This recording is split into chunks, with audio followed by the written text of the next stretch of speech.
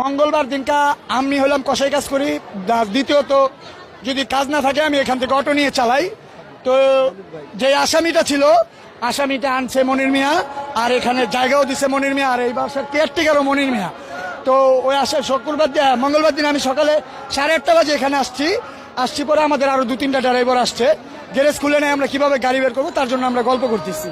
তো যেই পিচাসটা যে মার্ডার করছে ওরে দেখলাম এই বাসা থেকে এই গ্যারেজে দৌড়াদৌড়ি করতেছে বারবার। কেন দৌড়াদৌড়ি করতেছে? ওর গ্যারেজ ও দৌড়াইতেই পারে, স্বাভাবিক। তারপর আমরা আসলাম, যেহেতু ওর সাথে কথাবার্তা বলি আমরা। আয়সা বললাম কি হয়েছে ভাই দৌড়াদৌড়ি?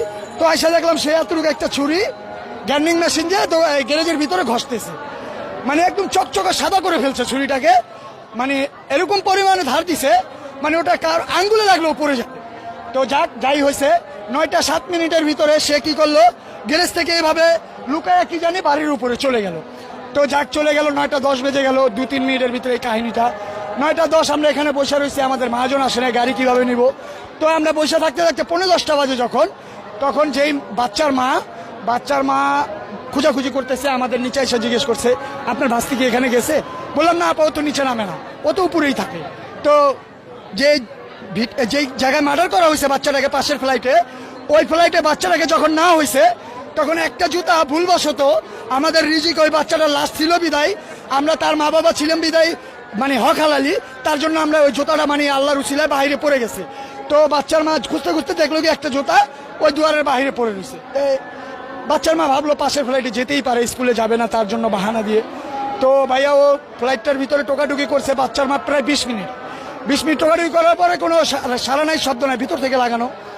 তো বাচ্চার মা আমাদের নিচে এসে 3-4 জনকে ডাক দিল পরে আমরা সাপাল নিয়ে মনির মিয়ার আরেকটা এই যে ম্যানেজার রাখছে ওইটাকে নিয়ে আমরা সাপাল নিয়ে উপরে গেলাম।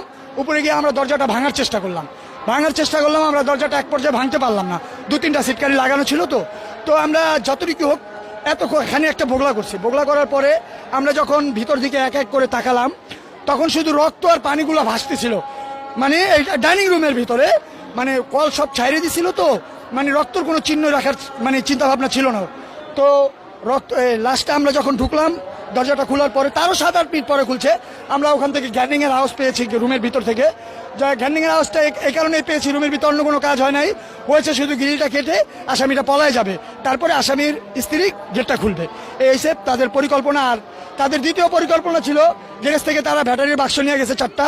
ব্যাটারির বাক্সতে আমাদের বাচ্চা তো ছোট, আমাদের 8 বছরের 7 বছরের রাইসা কত বড় হতে পারে, ছোট একটা বাচ্চা, তারে যদি 3 পিস করে ওই 3টা বাক্সর ভিতরে ভরে নিতে পারবে। সে কি করছে, আমাদের বাচ্চার মাথাটা এই সমানে কেটে পানির ভিতরে